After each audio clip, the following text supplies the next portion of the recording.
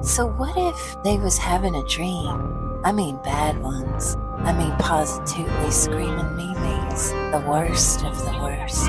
What would you do? Don't worry, you're not haunted. Yet. This podcast contains all the spoilers. You've been warned. These witches curse. If you don't like cursing, then you're in for some toil and trouble. If you don't mind cursing, then let the cauldron bubble, baby. Shh. Screaming Memes is starting now.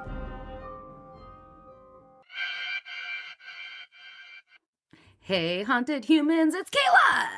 And Aubrey! Bringing you the first episode of 2026. Happy New Year, everyone. We hope you are getting off to a good start this year. And if you're not there yet, it's only the beginning. Dun, dun, dun! Not to be so ominous. Today's episode features a film starring the ever-talented Katie Parker, who you might know from The Haunting of Hill House, The Fall of the House of Usher, basically all things Mike Flanagan, and our intro. The Beldham is a film about a struggling new mother who fights a generations-old presence lurking within her family home, threatening her safety, her sanity, and the life of her infant child. Oh no! On the Screamies scale, we are rating this one an average of 3 Screamies. So if you think you can handle it, we highly recommend you pause this episode and come back when you have watched the movie. Otherwise, be prepared for some serious spoilers. All the spoilers. All of them. Stay tuned at the end of the episode for some exciting new things coming from Screaming Memes in 2026. Woo, woo, woo, woo.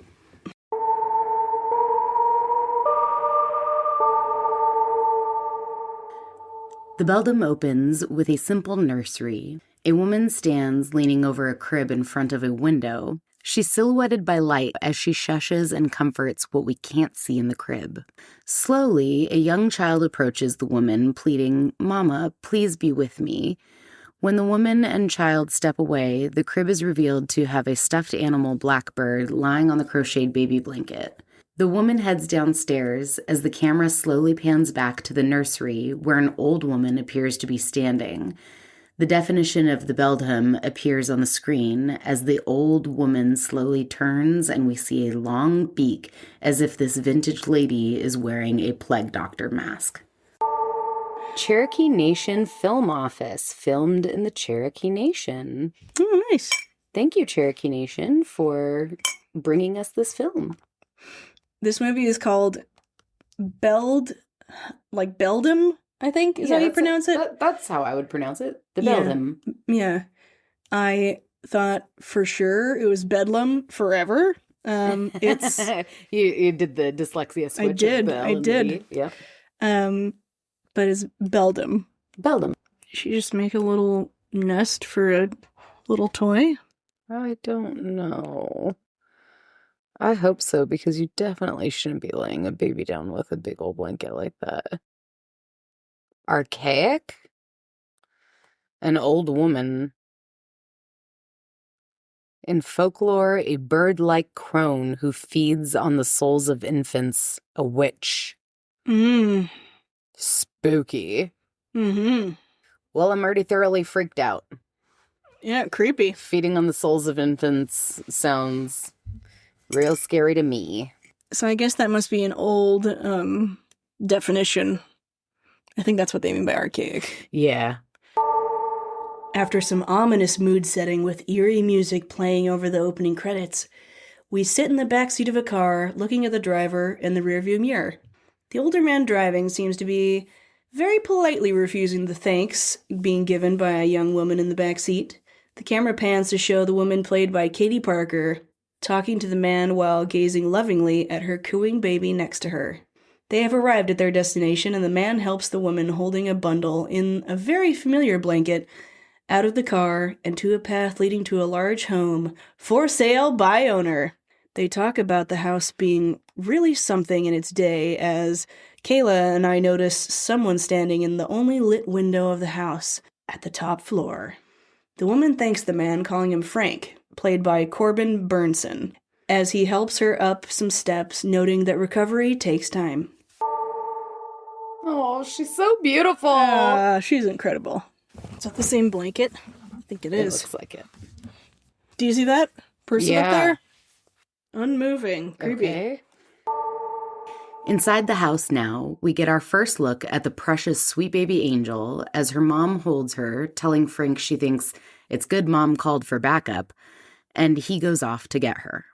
When Frank is out of earshot, she tells her baby that Grandma has a boyfriend, seeming playfully nosy like a schoolgirl. Grandma Sadie, played by Patricia Heaton, arrives downstairs to greet her daughter but seems unenthused about seeing her grandbaby. Frank excuses himself to run an errand, and Sadie brushes off her daughter's questioning of him living there with a, "Do I need permission?" Then she leads her daughter and the baby upstairs to get settled. We get some insight into the oddities of the house. Look at that sweet baby. Did you see the for sale by owner out front? I did see that. So they're selling the house, but they want their daughter to move in with her new baby in a house they're planning to sell. Seems like some unstable footing there. I can't get over how adorable this baby is. It's such a good stage. That baby probably plays with its lips all the time. Look, it's doing it right now. Wow. That is a very weird reaction for a grandmother. Right. A grandma who doesn't want to just instantly smooch and snuggle a baby? That's shocking. Did she have a C-section? Guess so. God, she's so beautiful too. Yeah, I haven't seen Patricia Heaton in anything in a while. Okay, creepy door that won't open, which will surely open on its own later. Mm-hmm. Mm-hmm. It has its own deadbolt on it inside the house. It has 2 locks inside a house. That's not suspicious. Settling the baby into a crib placed in an odd, narrow extension of a bedroom lined with windows along the prominent wall, Sadie shuts down her daughter's interest in how long she's been with Frank. They walk to the doorway to the main room to find a young woman sitting on the bed who says, "Harper, hi!" She quickly asks if it's okay to call her by name and apologizes for startling Harper. Shocked and confused, Harper asks who the young woman is, and she introduces herself as Bet, played by Emma Fitzpatrick, saying to just think of her as a home aide. Bet welcomes Harper home as Harper asks for Bet to give them a minute alone. Harper expresses her concern for Sadie, asking if she really is getting old enough that she needs a nurse. Sadie repeatedly tells Harper not to worry about it and says she's good and they are so happy that Harper is there safe and sound. Jeez. Thanks, Mom. Good to be home. Stay out of my business, bish. No, she's extremely closed off and moody. Really? Are you, though? Safe and sound is a weird thing to say. Mm-hmm. We're so happy you're here, safe and sound. What happened to her? Also, it's really weird to invite your daughter and her, newborn baby into a house and not inform her of all of the people that are living in the house. Right. You know? Yeah. She didn't know that the boyfriend was going to live there, and now she didn't know that this homemaid was going to be there all the time. Just seems weird. Harper is left alone to explore her room, and she peeks at the little trinkets on shelves before taking a look in the dresser. She pulls a drawer open and pricks her finger on something as a blackbird emerges from the drawer. Harper tries to shoo the bird out of the room, but can't manage to open one of the windows along the wall next to the crib where the baby is crying. Suddenly, the bird goes through a lattice-style grate covering a large attic crawlspace hole.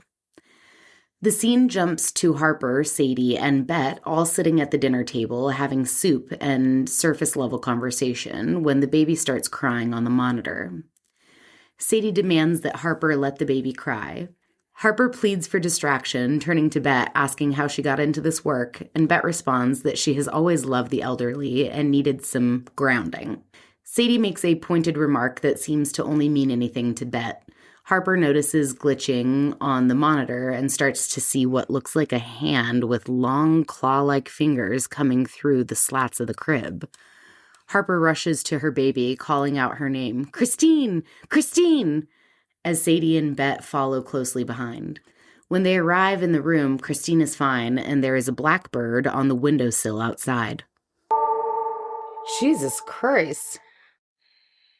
Wow, what kind of crow is that? It looked like a magpie. Oh. Is it Campbell's? Yeah. On the first night? No. No. Sorry, no. What a spooky baby monitor video. What the fuck? It's always the birds. I think that's a magpie, but I don't know. I'm no ornithologist. Feeling thoroughly uneasy by the earlier events, Harper rolls the crib from the room extension into the main bedroom next to her bed. Yet she makes the decision no one would make and leaves the doors to the extension open. Somehow she drifts off to sleep, and we enter her dream state. We see a young child's face, then strobed images of Harper standing over a crib, while a figure swirls around her and the crib. Harper wakes to the knocking of a hammer somewhere in the house and Christine missing from her crib. She rushes downstairs to find Sadie and Bet in the kitchen with Christine. Calming down, Harper is informed she slept until noon, and she offers her help with the house. Bet says Harper can help out in the garden. I thought it was weird when she was like, I just needed to be grounded. And then she was like, yeah, that's one way to say it. Look, yeah. Yeah. Like, is she the bird? Is the homemade a bird? Or is the homemade, she a witch? Like, actually from this house? You know? Yeah, I don't know, but exactly. I would be doing the same thing. That baby is going to be right next to me. Mm-hmm. Sorry. Yeah, I don't know why that's not already how it was set up. Mm-hmm. Also, is that window cracked open? Like, why do we have windows cracked open if we're having bird issues? Yep. These are all good questions, Kayla. What a strange... Yeah, what the fuck is that? Is it a vent? Is it just like a janky-ass attic cover? It looks like a janky-ass attic cover. I've never seen one like that. Why did she leave those doors open? No doubt so we could see some spooky shit happening in the background. Of course, with the fucking window cracked open. Yeah, and she's obviously very cold. Look at all the layers she was wearing. Oh my god, what the fuck? No way she slept all through the night. Mm-hmm. Yeah, and I'm sure the baby's not there. Bet and Harper head out to the garden while Harper inquires why exactly Bet is there working with her mom, wondering if she has cancer or is sick in some way. Bet assures Harper that she is just an extra set of hands and asks how her bruising is healing. Harper lets Bet look at the large bruise on her side, and Bet comments that Harper is lucky she didn't break anything, leading us to believe there was an accident of some kind. The women get to work clearing leaves from the garden as Harper thanks Bet for helping with Christine and apologizes for being protective. She asks if Bet has kids, and she replies, not yet. Harper tells Bet motherhood is the worst thing that you can do to yourself, followed by the encouragement of, I hope you do it. While cleaning up, Harper finds an old headstone with baby footprints etched into it that had been covered by leaves and decided to cover it in vomit. Well, I think she aimed away from the headstone at least. I don't think she should be bending over a bunch, right? Yeah, I have other things to say, but... Like, C-section recovery is quite long, isn't it? Yeah, I mean, if that's what they were alluding to. But, oh, yeah, you asked it. Yeah. But also, I didn't understand that either because that baby is, like, probably about 5 months old. Mm-hmm. So, like... That's plenty time for recovery for a C-section, I think. Mm-hmm. I mean, I didn't have any C-sections, but I'm pretty sure. Mm-hmm. Oh, so this was something else. Oh, Jesus. Either taking a fall or an accident. Not Janelle safe. Wow. Cut to Harper in the bathtub, hearing Christine crying in the distance. She calls to her mother to attend to the baby with no response. After a few more attempts, Harper finally hears the baby quiet down. Then she notices something stuck in the faucet of the bathtub. Harper pulls a bird head out of the faucet and rushes to the sink in disgust. Looking into the fogged-up mirror, Harper can see the same talon-like hand behind her as it slams her head into the mirror and she falls to the ground in pain. The next thing we see is Harper holding Christine and packing her things. Oh God, no, don't pull it. It's a cucaracha. Don't do it. Oh, gross. Is that a bird's head? Wow, she pulled it out? Yuck. Oh, what the fuck? She's Good like, yeah, call. we're getting the fuck out of here. Mm-hmm. Good. Mm-hmm. That's what you should do. Did you see that hand? It looked like a bird claw humanoid hand. Packing up is interrupted by Sadie, Frank, and Bet all entering Harper's room in what appears to be an intervention. Harper tells Sadie she cannot stay there, and Sadie tries to calmly remind Harper that they had an agreement. Harper, Sadie, Harper's doctor, and the caseworker. Harper is almost as confused as we are until she starts having flashback memories of the accident. Sadie explains that it's not Harper's fault, and a lot of people go through this, but she needs supervision and care, that it's not safe for her to live alone. Harper stutters through explanations, and we see flashes showing the scene of the accident. She said she couldn't sleep and needed air, as we see Harper holding Christine walking down the road at night. Car horn blares and headlights shine in Harper's eyes as she hits the ground crying out. Harper says to Sadie that it happened once, and Sadie retorts that she could have died. Harper cries that being a single mother is hard and exhausting, and Sadie says, now you have support. Still fearful, Harper says, there is something wrong with this place. There's something bad here. We can't stay. Sadie says matter-of-factly, then you can't keep her, as Frank steps forward like an orderly. The scene cuts to Bet giving first aid to Harper as they sit on a bed with Christine in Harper's arms. Harper defeatedly admits to Bet that she gets Bet is there for her and not her mother. Bet jests that she can be there for both of them and asks if she's that bad. Harper says, no, but apparently I am. Bet comforts Harper, saying it was just a scare and she will get through this. The brain is a wild beast. The scene shifts to Harper rummaging through some drawers and cabinets with Christine on her hip.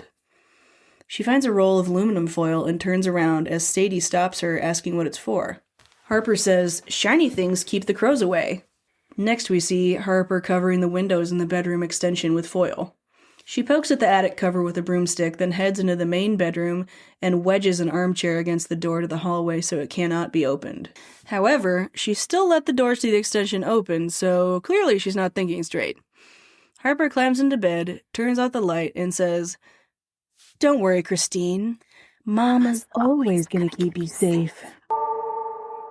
It's just a little spill. Yeah, that's right. It seems like they're like taking care of her in like a postpartum psychosis kind of situation. Yeah. No, they're attracted to shiny things. It's probably just going to be a bunch of birds flying head first into windows. Well, Also, that one window is still cracked open. is it really? Yeah. Creepy. Did you hear that? Like, Yeah. second voice. Double voice. New day, new challenges. Sadie and Frank are arguing in the living room with Bet close by. Harper walks in with Christine in arm, asking what's going on. Frank wants to go through with their first showing of the house they've been working so hard on, and Sadie wants him to push it back. Harper encourages the sooner they offload the house, the better. Sadie tells Bet to keep Harper in the kitchen, and she obliges. Curiosity strikes Harper, and she asks Bet if she knows what happened to the boxes from the living room. Bet says that Frank probably moved them to the basement, and the doorbell rings. Harper excitedly rushes to the living room where Sadie and Frank are just beginning a tour for a couple and their teenage son when Harper bursts in being overly welcoming and enthusiastic while backing the couple into a corner. Once the couple had no way around Harper, she starts to pull out her calcium cannons to feed Christine directly in front of them. That's a good one. Sadie shuts it down, and Frank and Sadie apologize to the couple who rush their son out the door. Sadie berates Harper for being inappropriate, and Harper exclaims that if breastfeeding her child scared them off, they would defs not be down with the baby buried in the back. Sadie then turns her anger towards Bet, basically calling her useless and unfit, which Harper doesn't stand for, but it doesn't matter to Sadie, who then shuts down Harper as well. It's a beautiful day in my tinfoil hat room. Mm-hmm. Did the doorbell scare I'm so trained from the doorbell that Noodle will bark immediately and super loud that I was like, first jump scare of the movie. Wait, is she breastfeeding? Yeah, apparently. Okay.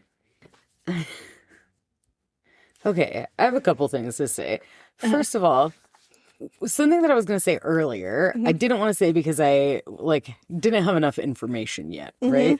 Which was when she woke up and the baby wasn't there and she rushed downstairs all freaked out. The first thing that I thought when she woke up was there's no way that she slept through the night because if she's breastfeeding, right? Whether or not she's breastfeeding, that baby's waking up through the night. It's only been 6 months, you know? Yeah. But if she's breastfeeding specifically, her boobs would have been hurting, you know? Like her breasts would have been so hard and throbbing and aching and her nipples would have been super tender and just rough. She might have even been leaking. If she had slept since noon, like they said, she would have been leaking at that point, you know? And also do they have pumped breast milk to feed that baby if she's breastfeeding, or is she doing breast milk and formula? Obviously, whatever way you're feeding a baby, a fed baby is the right kind. But yeah, then now she's about to pull out her titty to breastfeed in front of these people. Seemed like it was intentional in a bit of a way. Yeah. But also she seemed very appalled that her mom was upset by that. Which is what? Because I mean, there's breastfeeding in public and there's breastfeeding in front of someone in a sales scenario. Well, also she had them cornered. Yeah, right. She had them cornered in that room. Yeah. Because when you're in a sales scenario, everybody's trying to be the nicest, most yeah. Forgettable Very people. Odd. You know what I mean? But I just found it odd because she wanted them to sell this house. So then what did she just do there? That was odd. Then why did she sabotage it? Weird choice. Yeah. It did seem weird. But maybe the claws are already in her of whatever this Beldham crone thing is. Yeah. Harper finds Bet crying and asks for her help. They sit together making paper cranes and talk about art. Harper says Sadie doesn't value art, and Bet shares that she dropped out of art school as her mom also does not value art and wants her to be more practical. Harper encourages her to go back and says she would be sad to see her go, but her mom is being a cunt. Did she say that? She said that. I'm going to clarify. Yes, she did call Sadie a see you next Tuesday. I literally, for the first time ever, just understood what see you next Tuesday means. I always hear you say that, but I've never asked once what that meant. Yeah. I just always understood from context that, it meant kind of a bitch, but, I never understood that that's what it meant all the time. Yeah. Wow. We're just going to leave that in. We're just going to leave that in. Welcome to the podcast, everyone. This is real life. Blowing minds over here. Learn something new every day. Bet laughs it off, says that she needs the job, and got herself into a bind. She tells Harper, almost as if she doesn't believe herself, that she's in the early stages of pregnancy.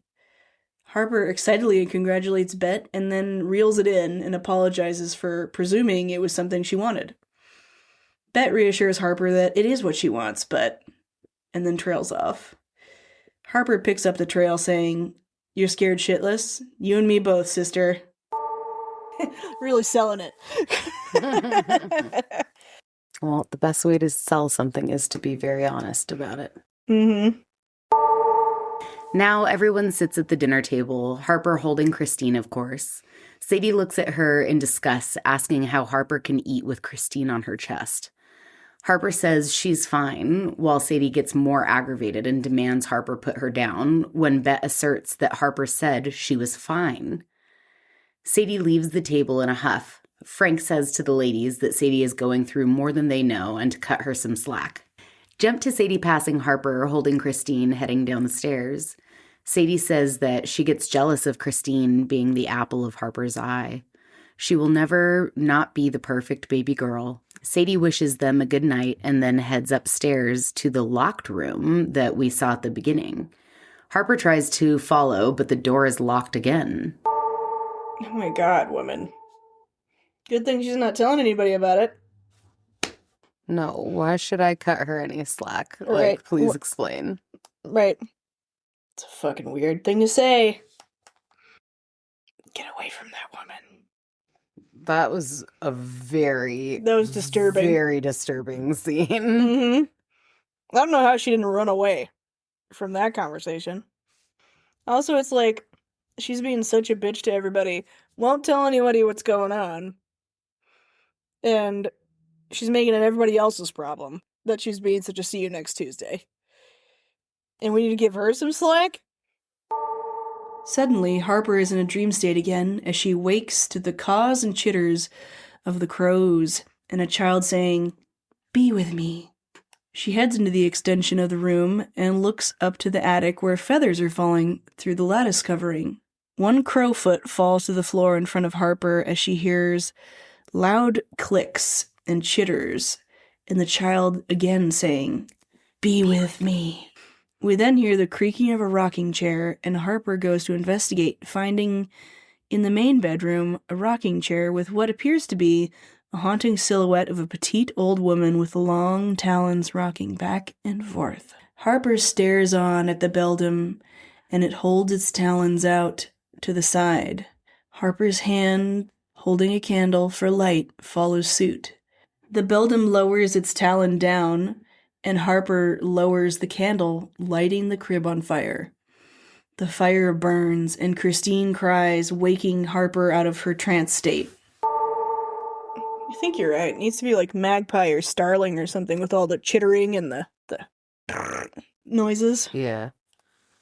Hell no. What the fuck? Why aren't you turning on lights? What's going on here? Are you dreaming? Is this a dream sequence? Ew. It's like she's in a trance or something. Yeah. Something ain't right. Oh, hell no. The Crypt Keepers in this movie? Fucking horrifying. Throw fire on it. You have a candle. Uh-oh. Uh-oh. Uh-oh. She's controlling her. This is not good. Oh, no. Oh, no, Baby's on fire! No, the baby. Oh, my God. Nope. This time, the intervention is taking place downstairs as Harper swears that what happened to her was real, and Sadie tells her she is confused. Harper wants all of them to leave and says she is not dangerous, she is being terrorized. She feels what's responsible is everywhere in the house, like an infestation of bad. She claims it has gotten to Sadie to the point that she is pale and not acting right. Sadie snaps, saying Harper wants her to believe that there's a witch in the walls. Harper sternly says she has seen it, and she is promptly accused of not knowing what she is seeing. Bet tries to defuse the situation and tells everyone to get rest while offering for Harper to sleep with her for the night for comfort. Sadie tells them, "The door stays open. Like the mom of a teenager. What? That was a weird thing to say. She doesn't want her fooling around like in high school. The door stays open. That's so scary. Mm-hmm. I mean, postpartum psychosis, like that is so scary because you don't like know what you're doing, you know? They did a really good job in that scene of making it like she woke up and she heard these sounds and then all of a sudden she's in this trance. Wow. Powerful. Mm-hmm. Sad. We're going to need tissues eventually, I'm sure. Yeah, probably. All right, let's go. All right. Bet and Harper are settling into Bet's bed when she asks Harper what the creature she saw looked like. Harper sketches an image of what she saw, and Bet says she's seen it too. Later into the night, Bet is fast asleep while Harper gets out of bed, checks on Christine, and then proceeds down the stairs quietly enough to hear Sadie say, "It's happening again. I can't believe it's happening again." Harper heads down into the basement with a flashlight and starts going through boxes on a mission. She finds a deed to the house sold from a Pernelli to a Pernelli, a birth certificate that is not legible, a foreclosure notice, and then an old newspaper obituaries page with baby girl Pernelli died the night of October 1st, 1958, printed on it. It states the mother claims a witch is responsible. When Harper reads this, she hears the loud clicks she heard in her trance state. She finds a loose wood panel on the wall, and when she pulls it away, there's a hole in the cement with a pile of shredded birds inside. She hears, "Be with me," and turns around entranced by an image of a crow in some sort of mold substance on the wall. She pans the flashlight and is scared out of her trance by the Beldham, standing in the corner.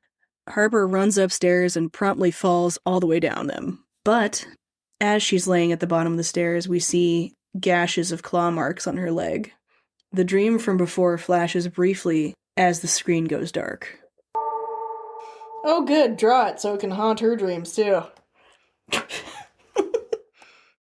there a reason why everyone's pajamas are like 60 years old? I'm wondering when this is supposed to be taking place. It doesn't Right. seem like it's present day. Except the car in that flashback was a Dodge Ram from like 2000s. Was it? 90s, 2000s. Are those candles in that room? I think so. Don't worry, nobody heard that. Creak! Holy wood paneling, Batman. It's a whole different kind of basement. Yeah, alright. This one is super finished. Why are you investigating this in the middle of the night? She's suspicious of the boxes that he took down there, but I don't know why. Yeah, I don't think it showed us what was in the boxes. I'm wondering if it has something to do with the gravestone that they found. Like if she's curious about the headstone. Yep. The like ASMR style audio of this movie is really trippy. It is. It's definitely different. Mm-hmm. Jesus Christ. More puking? No, I would have. Oh, great. Oh, she's in a trance again. That's a cool piece. Mm-hmm. Is it mold? I think it's... Is it burnt? Oh, wow. She is in a real trance. Mm-hmm. Jesus Christ. Oh, fuck. Wow, that was scary. Mm-hmm. Oh, damn. Jeez. Yeah, how are they going to explain that away? Waking in a groggy state, Harper is sitting up slowly as we hear the muffled voices of Bet and Sadie behind the door. Bet is saying, at her age, it just seems cruel. Sadie rebuffs, saying, "Don't you tell me what's cruel." Bet says, "This isn't going to stick." Harper notices Christine is nowhere to be seen, and she panics trying to leave the room, finding the door is locked. Sadie tells her to step all the way back, and Harper demands she open the door. Sadie and Frank enter the door frame, blocking its access. Harper angrily cries out, asking where her daughter is, and they try to calm her with useless theirs. She pushes Frank, saying she doesn't know him. Harper says she has rights and she wants a lawyer. Sadie tries to give her anxiety meds, and Harper cries, saying she wants Sadie to say out loud what this all really means, that she is an unfit mother. Sadie says it all with her eyes and nothing with her words, then walks away. Frank tells Harper that Christine will be returned to her when there has been 1 week with no episodes. Back in her bed, I see. The door locks from the outside. Yeesh.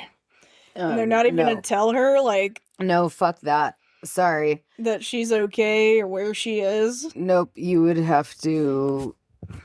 have to be medicated in a facility. I would have kicked that fucking door down. I for sure thought they were coming to tell her that she doesn't remember, but, like, her baby is gone, you know? Yeah, that would be scary, too. Harper sits on the floor in front of her bedroom door and hears noise coming from the attic crawl space. She goes to check it out and sees a normal hand pop through the grate and drop a paper crane. The crane has a note inside that reads, "Hi," signed with a little heart, B. Harper smiles, realizing it's Bet, and Bet whispers for Harper to step back, then she drops a book down the grate as well. There's a note on the book that says, "This is where I saw it. Maybe it'll help you." Bet whispers, "I think Harriet would want you to have it. Don't tell Sadie." Sitting down to read the book, Harper opens the cover to find it is a journal signed by Harriet Purnelly, October 1957. She flips through some entries stating that the house is coming along, and that Otto will be a father again soon. Happy family of 4, just like she always wanted. Harper continues flipping through pages until she reaches a March entry stating that the baby had come, but all Harriet felt was dread, as if waiting for something terrible. Then to October. My baby is gone. The winged witch was hungry, for the beldam never sleeps. Then drawing after drawing of a crow-like witch, sometimes hovering over babies, and with writings over and over. The beldam never sleeps. The beldam never sleeps. The beldam never sleeps. The beldam never sleeps. When she looks up from the journal, there is a blackbird on the bed in front of her. Harper calmly lifts the journal while softly singing, "Hush, little baby, the blackbird calls. Sun goes quiet and the night time falls. Mama will hold you through dark so deep, for the winged witch is hungry and the beldam never sleeps." Slam! She bashes the bird with the book. Fuck that. Hell no. Why isn't she talking? This is where I saw it. Maybe it'll help you. Who's Harriet? I don't know, but that was creepy. That was creepy. I'm not sure that was her. I don't know that it was either. I don't think that was her. Harriet Purnelly. Oh. The mom. Must be the mom. I know that feeling. Dread. Constant dread. Was it real? Moving on, as quickly as Harper has seemed to move on from being denied access to her child, we sit at the dining table over breakfast discussing new potential buyers and the lack of interest in the house. Sadie has a fit saying they should go put flyers around town if she is so incompetent. Harper tries to soothe her with a touch to the hand when she notices her mother is freezing to the touch, and you can see behind her eyes that the prim and proper act is just that, an act. She offers to fix up the basement since she wrecked it a bit, and Bet offers to be her supervision, which Sadie takes great offense to and storms off. Down in the basement, Harper notices that Frank must have cleaned the dead birds out of the hole in the wall, but the drawing on the wall is still there. She tells Bet that Harriet must have drawn it after her baby was taken. Bet asks what Harper thinks happened to Harriet, and she says it won. Oh my god, woman. What the fuck is her problem with this girl? Everything's all about her, except she doesn't want to fucking tell anybody what is going on. She probably killed herself. Cut to another oh-so-relaxing bath where Harper sees the young girl from her dream on the baby monitor saying, "You guessed it. Be with me." Harper proceeds to break things around her room to fashion a axe-like shiv and places it with Harriet's journal. Cut to the next day where Harper is sharing her excitement with Frank that there are only 3 days until she can see Christine as they head downstairs. We come into earshot in time to hear Bet say, "She can handle more than you think," and Sadie say, "Stop undermining me, you're making things worse." Harper enters asking if everything is okay, and Sadie barks at her to mind her damn business and tells her to shut her mouth. She looks like a trout. Real mom of the year type stuff, but she quickly gives a not so heartfelt apology and says she doesn't know who she has become. I mean, that looks like she needs stitches. Okay. That's very calm. Mm-hmm. Oh, jeez, don't do that. A fucking raging bitch, clearly. Harper and Bet brush off Sadie's attack by making more paper cranes out in the yard. Harper asks if Bet has thought of any baby names, but Bet says that makes it feel too real. She feels uneasy about her bad relationship with her mother and the textbook trend of her grandmother, mother, and now her all being single mothers. The heartfelt moment is interrupted by Sadie and a potential buyer asking why they are selling. She excitedly asks who they have here upon noticing Harper and Bet doing their crafts.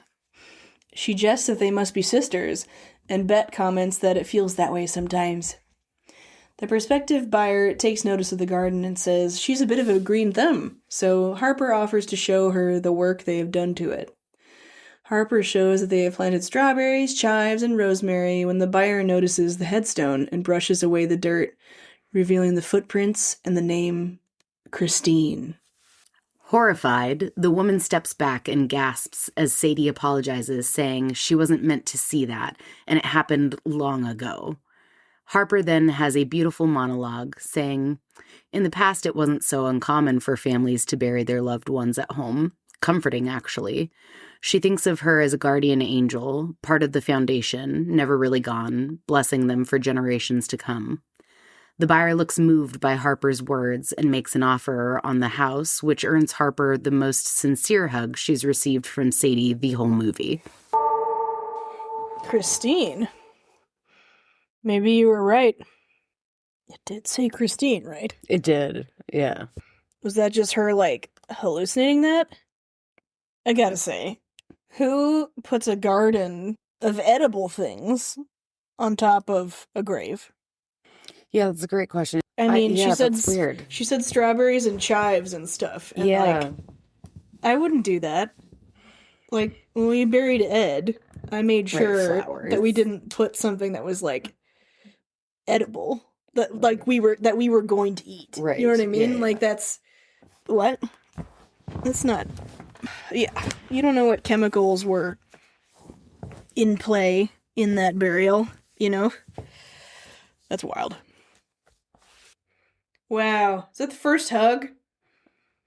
No, she's hugged her a couple of times, but that's the first time she actually seemed to give a shit. Yeah.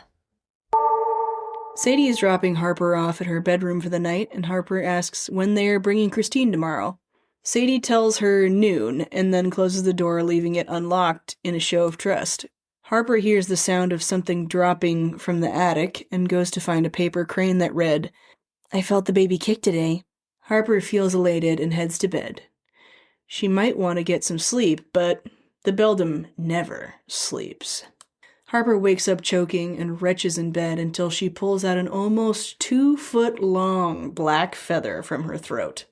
She hears something at the door and reaches for the journal, flipping to a page that shows a drawing of the Beldham peeking through a cracked open door.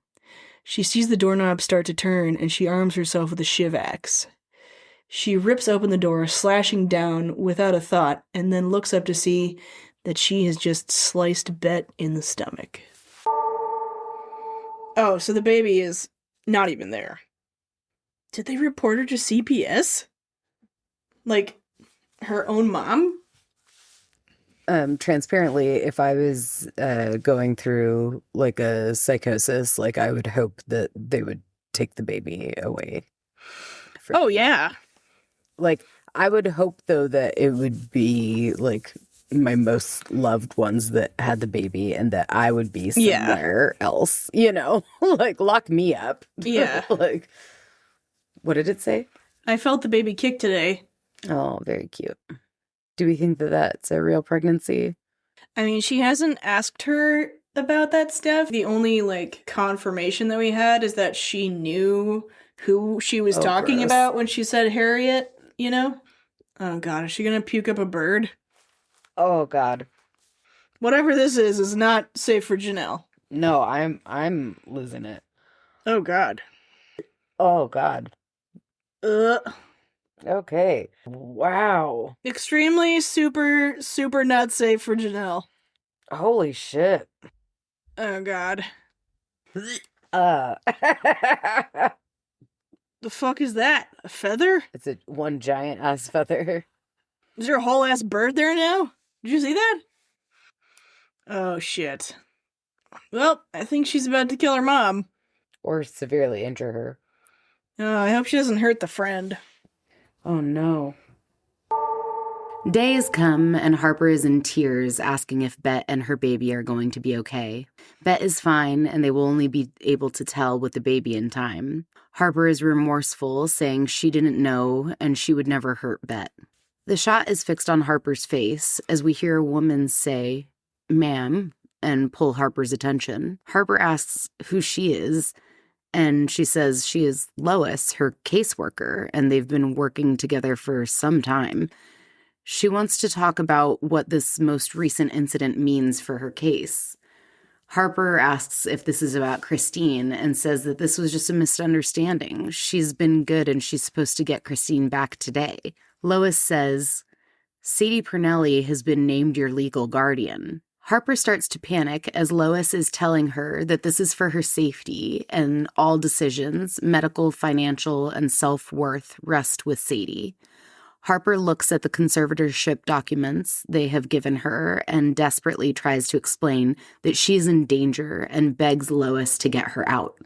Man, she is such a great actress. Yeah. Wait, what?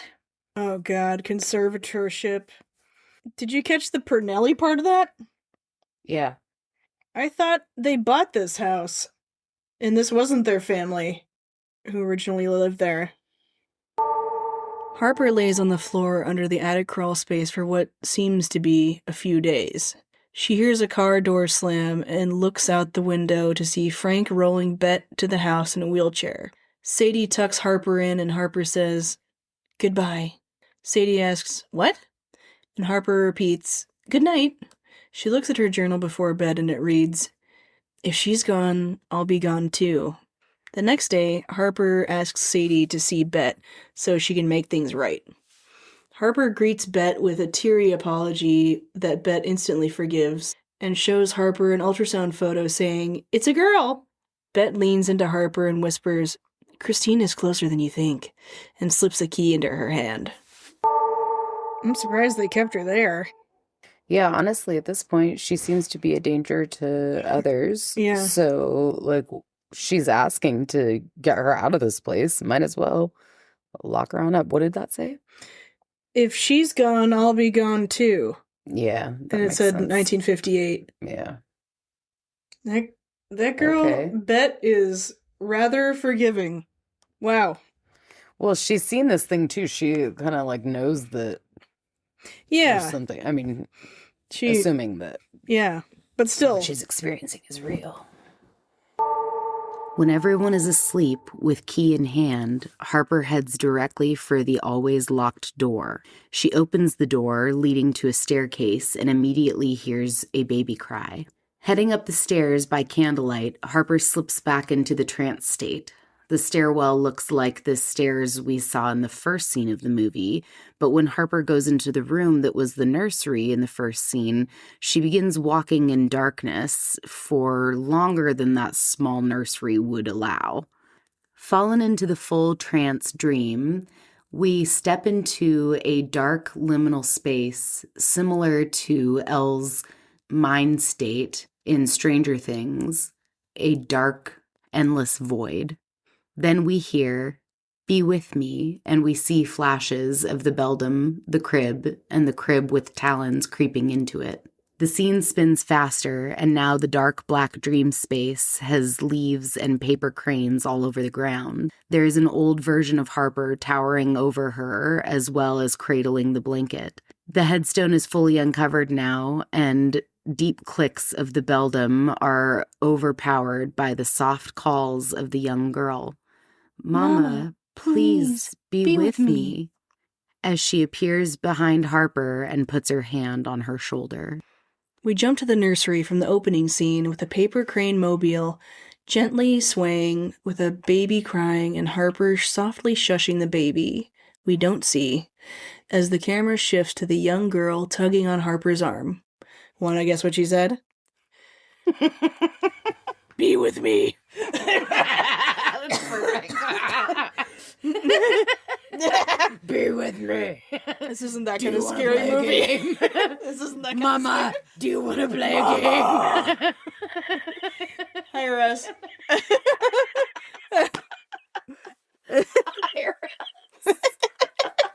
Harper lays the stuffed animal Blackbird down on the baby blanket, and we still do not see the baby.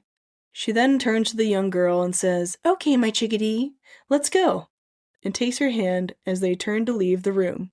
We then see only Harper back in the nursery, and she is suddenly struck with grief and trauma. We hear the chittering of the Beldham while Harper is on her knees, screaming out in agony. She curls into her knees, and as she slowly rises, rolling up her spine until she stands tall, so too rises the Beldham, as though it is once again controlling her. There's no way she wouldn't have heard that before. It's a trap! Carpeted stairs, like carpeted with like a hotel carpet. Yeah. To the attic. Interesting choice. Carpeted stairs and wood paneling basement. What a combo. We're back in psychosis. Oh, geez. Creepy. We hear the young girl saying, "Be with me," as the voice transitions, and we see that it is Sadie standing there pleading to Harper, "Please, be with me." Harper looks into a handheld mirror and sees an old woman staring back at her as tears well up in her eyes, and Sadie hands her a photograph of Harper holding Christine with her arm around Sadie as the young girl. She turns the photo over to see Harriet Harper Purnelly, Sadie, 4 years, and baby, May 1st, 1958. Dawning realization hits Harper's face as we get flashbacks. We see an old Harper holding a baby doll being helped out of the car by Frank, attempting to breastfeed in front of the prospective buyers, walking in the road before the accident, kneeling to the ground, caring for Bet after attacking her, receiving the conservatorship documents, and then we're back in the room with Sadie. Harper is now with full memory out of the trance state, and we see her as the elderly woman she has been all along. She asks how long she has been out as Sadie calls her mom with a smile. Harper calls Sadie her chickadee and looks around worried for the doll, but then realizes that it's just a doll, and she apologizes for slipping again. Sadie assures her that it is not her fault. Harper says she couldn't see her, and Sadie says, "You see me now," while they gaze at each other. Harper says it's time to let her go as she sets the doll down and embraces Sadie in tears. Oh, man. Oh, Jesus Christ. So worse, or maybe equally as horrible as postpartum psychosis, we're dealing with dementia, Alzheimer's. The next day, Frank opens the front door, inviting a bright new day, Bet, and her baby. The credits roll over Sadie and Harper in the garden reading. The scene glitches with clicks and chitters of the Beldham and strobe flashes of young Harper taking the place of elderly Harper occasionally. Time passes with visits from Sadie and Bet as Harper stays in the garden, switching between her elderly and young self. Finally kneeling at the headstone, elderly Harper puts her hand down on the stone and switches to young Harper. She looks longingly at the stone as the scene goes black and we hear, "Be with me." Man, that fucked me up. Yeah, that fucked me up too. Jeez. I did not see that coming at all. I didn't see that coming either. That was really superb. I mean, that was so well done. The only thing I picked up on was that it was like, why is she wearing such old lady clothes? I asked that, but that didn't dawn on me at all.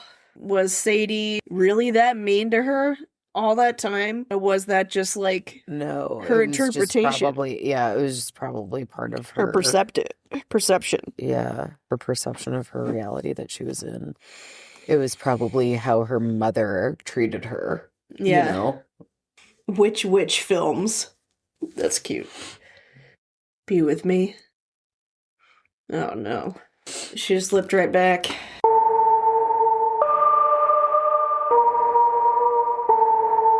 Where do you want to start? Where do we even begin with a movie like this? I have to say, I really loved the story of this film. I would give agree. the Mimis on this one a solid 5. I agree. A solid Great 5, story. 5 out of 5. This one was a killer. Mm-hmm. Then we have the great scares. Like, not the scariest film I've ever seen, but definitely got me a handful of times where I stayed in it. We rated it as a 3 for our screams, and I would still stick to that. I think, yeah, there were a handful of moments where I had some pop-out scares. There were a handful of, like, lurking scares, you know, but nothing that really sat with me and stuck with me to where I was, like, thinking about it later, you know? Yeah, I think the thing that's the most scary about this movie is the reality that people who have dementia can slip into the most traumatic times of their life. Right. That's horrifying. I really do believe that in this film, they were depicting postpartum depression or psychosis at the same time as depicting dementia and slipping into past traumas or PTSD or whatever that is. We love to relate our own trauma to what we're watching, right? So personally, like somebody who's gone through postpartum depression in the past, I never dealt with postpartum psychosis myself, but I did have some pretty strong bouts of postpartum depression. What I will say is that it's such a dark feeling because you know you're supposed to be the happiest that you've ever been because you have this brand new baby, but it's just not how you feel. And it's not because of the baby. Like, it's not that you don't love the baby or want to be a mom or any of those things. It's because your hormones and your body is so fucked up that, like, the chemicals in your brain are, like, making it impossible for you to feel that joy. And then the scarier thing, the psychosis, if you're in a postpartum psychosis, that's how people end up hurting their kids and things like that. Not because they want to hurt their kids, you know, Right. because they go into these states where they think they're doing something to help them or save them. You know, it's why one of my favorite episodes of The Haunting of Hill House is the episode where they talk about the screaming Mimis. You know, it's why we named the podcast as such, because when Poppy is trying to convince Liv to help the kids take the final sleep so that they could be safe in their dreams, in a normal, like a typical mental state, you can hear that and be like, yeah, no, that's not what? No. Like, but when you're in that psychosis, it's like, you're hearing that kind of thing that sounds like this is the only way to keep these babies safe, you know? Right. And it becomes what you truly believe.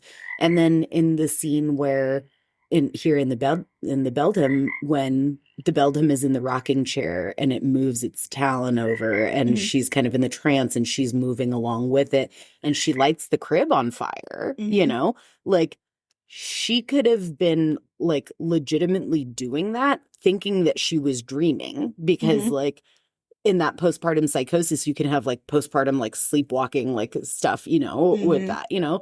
So it's just so scary Yeah. to go through that experience once, but then to then come into your vintage years, your elderly years, and have dementia, Alzheimer's, and this is all you you have to focus relive on? it all again. You have to Yeah. relive it all over again. Yeah, it's horrifying. It's so tragic. Postpartum depression is terrifying enough. Adding the psychosis is like next level. And Unbearable. every woman I know who's had a kid that I've been, you know, close enough to ask their experience has had postpartum depression in some degree. Like it's mostly crippling anxiety or dread or depression or like worrying, you know, about every single possible thing that could ever happen to this kid, you know, and the weight of that. Yeah, absolutely. But like this is a step even darker, you know. And I did look it up because I was curious. It is common and often expected, apparently, for people with dementia to revisit traumatic times, sometimes experiencing them as if they're happening now, which is called time shifting. Which is clearly what they're saying. Yeah. Especially as recent memory fades and older memories become more accessible or triggered, potentially leading to delayed PTSD symptoms, agitation, or distress, requiring patient trauma-informed care. Yeah. Understanding their life story helps caregivers identify triggers and provide comfort, validating their feelings rather than trying to correct their perceived reality. Which is like what they were doing by trying to engage with the idea that Christine was there, even though she's holding a baby doll, you know? Yeah. Yeah. Or like Bet trying to encourage her to garden with her so that she'd see the headstone and then hopefully Giving her the key to have access to the old nursery. Yeah. Yeah. There are so many things when you go back and watch this movie after knowing the twist, the outcome, that just hit you in the gut so hard. For example, the moment in the stairwell when Sadie is telling Harper that she's jealous of Christine, the apple of her eye, that she will always be the perfect sweet baby angel, you know? That's her telling her mom that she's jealous of her dead baby sister because she could never live up to the hopes and dreams that she had for that baby that were lost, you know? Yeah. It's so devastating, heartbreaking, just, gut-wrenching. Right. And I think it's worth noting that, like, throughout the movie, Sadie's character is portrayed as, like, such a huge bitch. But, like, in the flashbacks of what's actually happening, she didn't seem as harsh. Definitely not. I do think that, I think I said it previously in the episode, but I do think that the way that Harper was perceiving Sadie as like her mother, that's probably how her mother treated her. You know, like she's reliving the trauma. She's probably reliving the way that her mother treated her, not really the way that Sadie is treating her now. Yeah. However, Sadie is also dealing with a fuckload, you know? So, like, fair if she's kind of being a bitch, you know? Yeah, right. It's like we all deal with grief in different ways. When somebody's in dementia, you're already grieving them. Yeah, because, like, you, in most times, have already lost them. Their personality is completely changed. you know.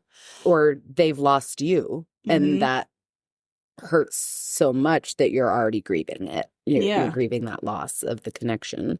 Yeah. So, yeah, it's really sad going back and watching through this film.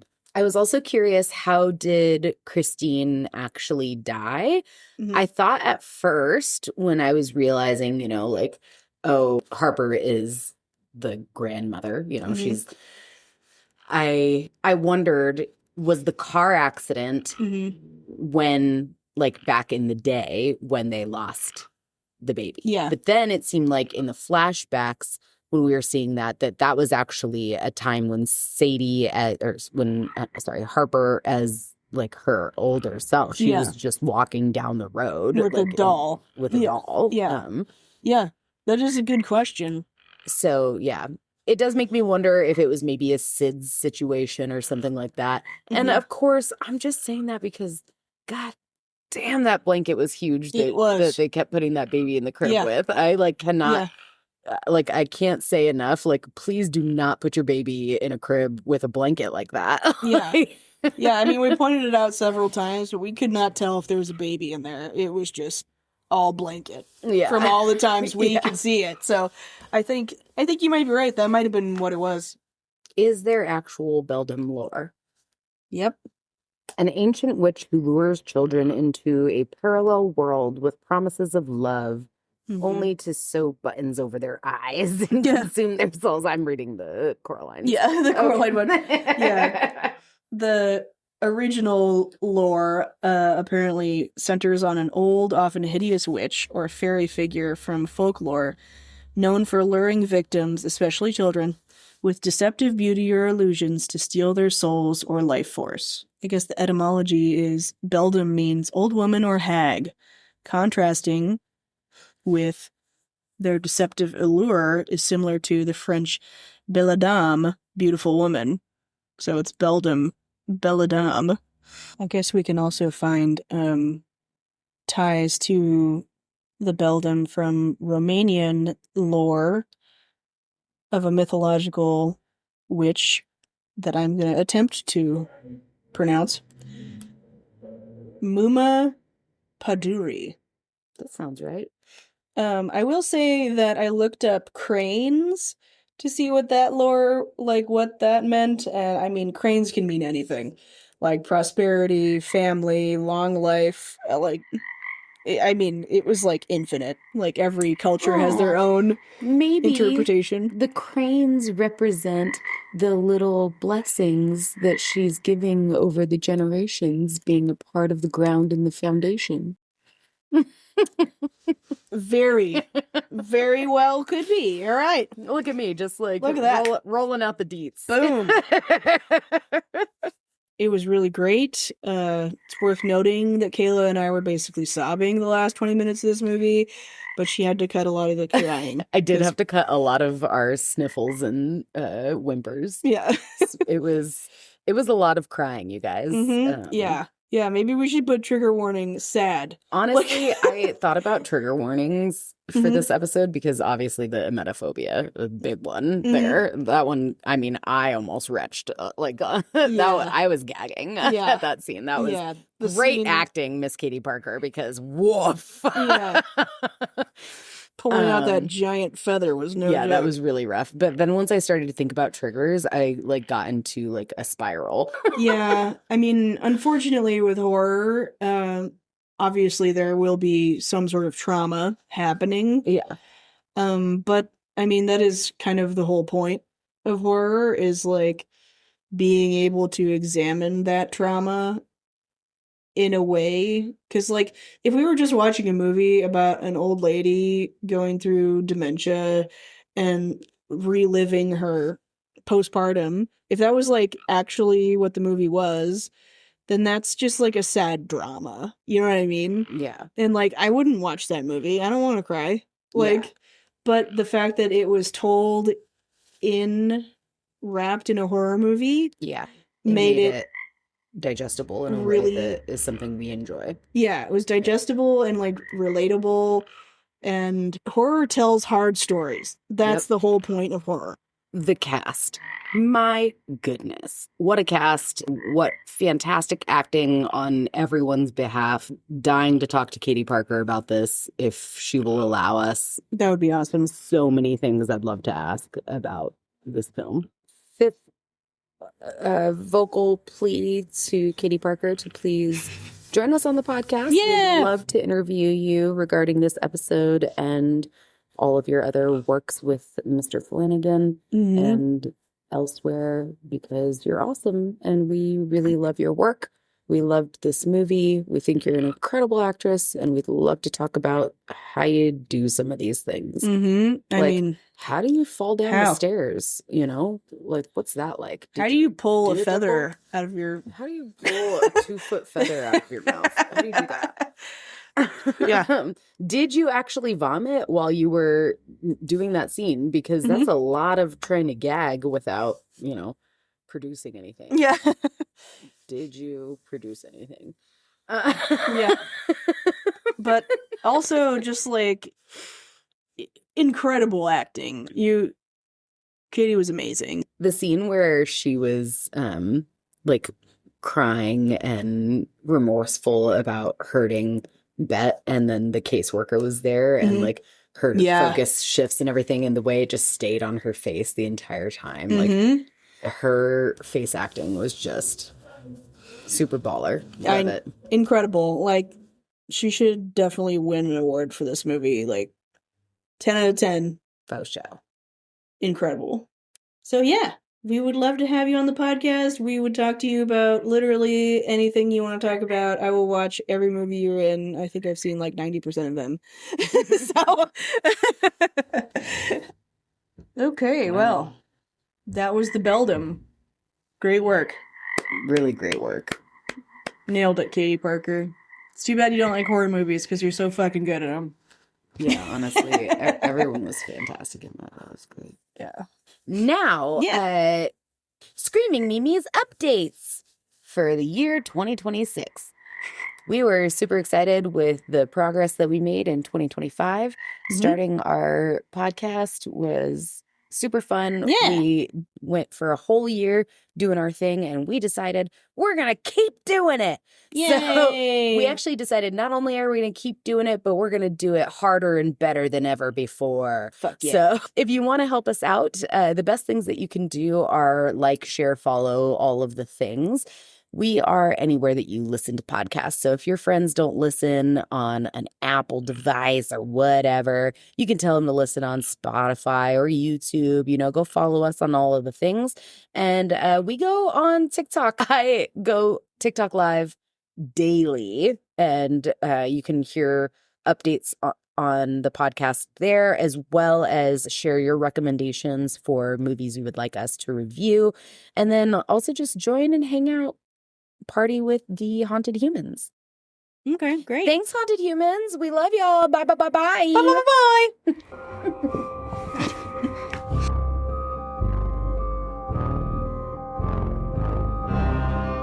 Hey, thanks for listening to Screamin' Mimis. We are an independently run podcast and greatly appreciate your support. Special thanks to Katie Parker for our intro audio clip. Please remember to follow, subscribe, share, and review. Scare you next time.